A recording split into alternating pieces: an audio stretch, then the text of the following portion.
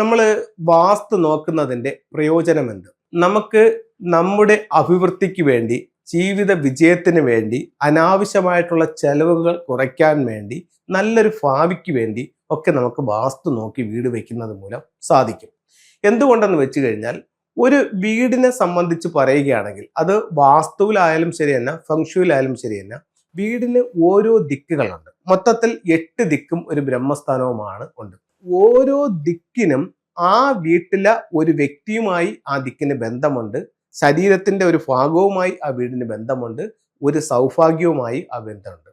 അപ്പോൾ നിങ്ങളുടെ വീട് പണിയിൽ ഏത് സ്ഥലമാണോ നിങ്ങൾ വേണ്ട രീതിയിൽ പരിഗണിക്കാതെ നിങ്ങൾ പണിയെടുക്കുന്നതെന്ന് വെച്ച് കഴിഞ്ഞാൽ ആ ദിക്കിന്റെ സൗഭാഗ്യം നിങ്ങൾക്ക് നഷ്ടപ്പെട്ടു പോകും. ഏതെങ്കിലും ഒരു ദിക്കിൽ നമുക്ക് ടോയ്ലറ്റ് വെച്ചേ പറ്റൂ. കാരണം എന്ന് പറഞ്ഞാൽ ഇന്നത്തെ ജീവിത സാഹചര്യങ്ങൾ അനുസരിച്ച് നമുക്ക് പുറത്തൊരു ടോയ്ലറ്റ് അല്ല, വീടിനുള്ളിൽ തന്നെ ടോയ്ലറ്റ് വേണം. അത് പക്ഷേ വാസ്തുപ്രകാരം നോക്കിയിട്ട് വളരെ പ്രധാനപ്പെട്ടതായിട്ടുള്ള ചില സ്ഥലങ്ങളുണ്ട്, അവിടെ കൊണ്ടുവച്ചാൽ ഒരുപാട് ബുദ്ധിമുട്ടുകൾ നമ്മുടെ ജീവിതത്തിലേക്ക് വരുമെന്ന് വാസ്തുവിലും ഫംഗ്ഷനിലും പറയുന്നുണ്ട്. അപ്പൊ അത്തരം സ്ഥലങ്ങൾ ഒഴിവാക്കിക്കൊണ്ട് ചില സ്ഥലങ്ങളിൽ നമുക്ക് അതിനെ വെച്ചുകൊണ്ട് ഫംഗ്ഷനിൽ ആ ഒരു ടോയ്ലറ്റ്, ഏത് ദിക്കിൽ ടോയ്ലറ്റ് വന്നാലും ഫംഗ്ഷനിൽ അതിനൊരു റെമഡിയും കൂടെ പറയുന്നുണ്ട്. അപ്പൊ നമുക്ക് വളരെ പ്രാധാന്യമില്ലാത്ത ഒരു ദിക്കിൽ കൊണ്ടുവന്നു. ഇപ്പോൾ ഉദാഹരണത്തിന് പടിഞ്ഞാറ് ദിക്ക് എന്ന് പറയുന്നത് ഫംഗ്ഷനെ സംബന്ധിച്ച് പറയുകയാണെങ്കിൽ കലാപരമായിട്ടുള്ള വാസനകൾ, കഴിവുകൾ ഒക്കെയാണ് പടിഞ്ഞാറ് ദിക്ക് പറയുന്നത്. അപ്പൊ പടിഞ്ഞാറ് ദിക്ക് അപ്പൊ എല്ലാ വീടുകൾക്കും അത്രത്തോളം ആ ഒരു ഇമ്പോർട്ടന്റ് അവിടെ ഇല്ല.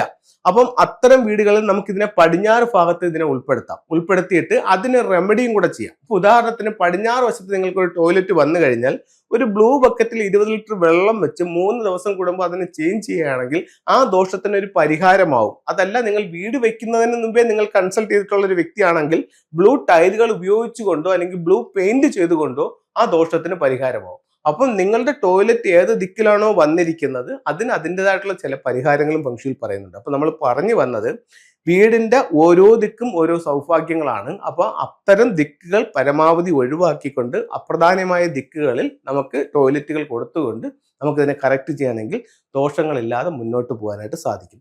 അതിനോടൊപ്പം തന്നെ ഞാൻ ഒത്തിരി പ്രോഗ്രാമിലായിട്ട് ഫ്ലൈങ് സ്റ്റാറിനെ പറ്റി ആവർത്തിച്ച് പറയുന്നുണ്ട്. കാരണം എന്ന് പറഞ്ഞു കഴിഞ്ഞാൽ അത് നമുക്ക് പലർക്കും അറിയില്ല. പക്ഷെ വളരെ വളരെ പ്രധാനപ്പെട്ട ഒരു മെത്തേഡാണ് ഫംഗ്ഷനിൽ ഫ്ലൈങ് സ്റ്റാർ എന്ന് പറയുന്നത്. അതെന്ന് പറഞ്ഞു കഴിഞ്ഞാൽ നമ്മൾ വീട് വാസ്തു നോക്കിയാലും വാസ്തു നോക്കിയില്ലെങ്കിലും, വാസ്തുവിൽ വിശ്വാസം ഉണ്ടെങ്കിലും വാസ്തുവിൽ വിശ്വാസമില്ലെങ്കിലും, ലോകത്ത് എവിടെ വീട് വെച്ചാൽ അത് ചൈനയിലായാലും ശരി, അമേരിക്കയിലായാലും ശരി, ഇന്ത്യയിലായാലും ശരി, UAE-ലായാലും ശരി, ആ വീടിനൊരു ഫ്ലൈങ് സ്റ്റാർ കണക്കുണ്ട്. ആ ഫ്ലൈങ് സ്റ്റാർ വീട് വെച്ച അന്ന് മുതൽ വീടിന്റെ ഓരോ ദിക്കിലും വന്നിട്ടുണ്ട്. നമുക്കത് കാണാൻ പറ്റുന്നില്ലെന്നേ ഉള്ളൂ. പക്ഷെ അതിൻ്റെതായിട്ടുള്ള സ്ഥലങ്ങളിൽ കൃത്യമായിട്ടുള്ള ഒരു എനർജി അത് പ്രൊഡ്യൂസ് ചെയ്യുന്നുണ്ട്. അത് നല്ലതുമുണ്ട്, കെട്ടതുമുണ്ട്. അപ്പൊ നമ്മൾ അറിഞ്ഞോ അറിയാതെയോ നല്ല സ്ഥലത്താണ് നമ്മുടെ മെയിൻ ഡോർ കൊണ്ട് വെച്ചിരിക്കുന്നതെങ്കിൽ അതിൻ്റെ ഒരു എനർജി നമ്മുടെ വീട്ടിലേക്ക് കൊണ്ടുവരും. അതേസമയം ദോഷ സ്ഥലത്താണെങ്കിൽ അതിന്റെ ദോഷഫലങ്ങൾ നമുക്ക് കൊണ്ടുവരും. അപ്പൊ ഇവിടെ നമുക്കുള്ള ഒരു പ്രത്യേകത എന്ന് പറഞ്ഞു കഴിഞ്ഞാൽ, വീട് വെക്കുന്നതിനും തൊട്ട് മുമ്പ് തന്നെ ആ വീടിന്റെ കൃത്യമായിട്ടുള്ള പ്ലാനും ഡിഗ്രിയും നമുക്ക് കിട്ടുകയാണെങ്കിൽ ഓരോ സ്ഥലത്തും വരുന്ന ഫ്ലൈങ് സ്റ്റാർ നമ്പറുകൾ ഏതാണെന്ന് നമുക്ക് കാലേ കൂട്ടി മനസ്സിലാക്കാനും, അപ്പൊ ഏറ്റവും ഗുണപ്രദമായ സ്ഥലത്ത് നമുക്ക് ഡോർ വെക്കാനും, അതായത് ദോഷമായിട്ടുള്ള സ്ഥലത്ത് നിന്ന് ഡോറിനെ ഒഴിവാക്കാനും നമുക്ക് സാധിക്കും. അതുകൊണ്ടാണ് വാസ്തു നോക്കി അല്ലെങ്കിൽ ഫംഗ്ഷൻ നോക്കി വീട് വെക്കണമെന്നുള്ളത് പറയുന്നത്. നമുക്ക് ഫംഗ്ഷയുടെ ചില ടൂളുകളിലേക്ക് പോകാം. ഇത് ഒരു മെറ്റൽ ടോട്ടോയ്സ് ആണ്. ഇതെന്ന് പറയുന്നത് ഒരു ബിഷ് ടട്ടിലാണ്. ഇതിനകത്ത് നമ്മൾ ഒരുപാട്, ഇപ്പൊ നമ്മൾ ഫംഗ്ഷനിൽ ഏറ്റവും കൂടുതൽ ഒരുപക്ഷെ വിറ്റ ടൂൾ ഏതാണെന്ന് ചോദിച്ചു കഴിഞ്ഞാൽ മെറ്റൽ ടോട്ടോയ്സ് തന്നെയാണ്. കാരണം എന്ന് പറഞ്ഞു കഴിഞ്ഞാൽ ഒരുപാട് പേർക്ക് ഒരുപാട് റിസൾട്ട് കിട്ടിയിട്ടുള്ള ഒരു ടൂളാണ്. ഇതൊരു ആമയാണ്. ഇതിനെ നമുക്ക് രണ്ടായിട്ട് ഓപ്പൺ ചെയ്യാൻ പറ്റും. ആമയുടെ പുറകുവശത്ത് ഒരു ലോസ്ട്രോ സ്ക്വയർ ഉണ്ട്. ഇതിനകത്ത് 9 കളങ്ങളുണ്ട്, 9 നമ്പറുകളുണ്ട്. ഈ 9 നമ്പറുകളെ ബേസ് ചെയ്തിട്ടാണ് ഫംഗ്ഷയുടെ എല്ലാ കാര്യങ്ങളും ചെയ്യുന്നത്.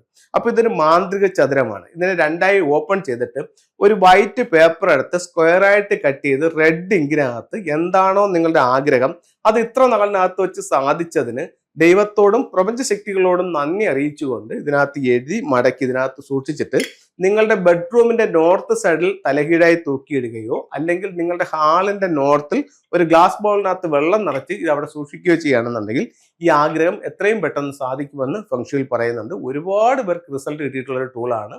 നിങ്ങൾക്കും വേണമെങ്കിൽ ഒന്ന് പരീക്ഷിച്ച് നോക്കാവുന്നതാണ്. മറ്റൊരു ടൂളും കൂടെ നമുക്ക് പരിചയപ്പെടാം.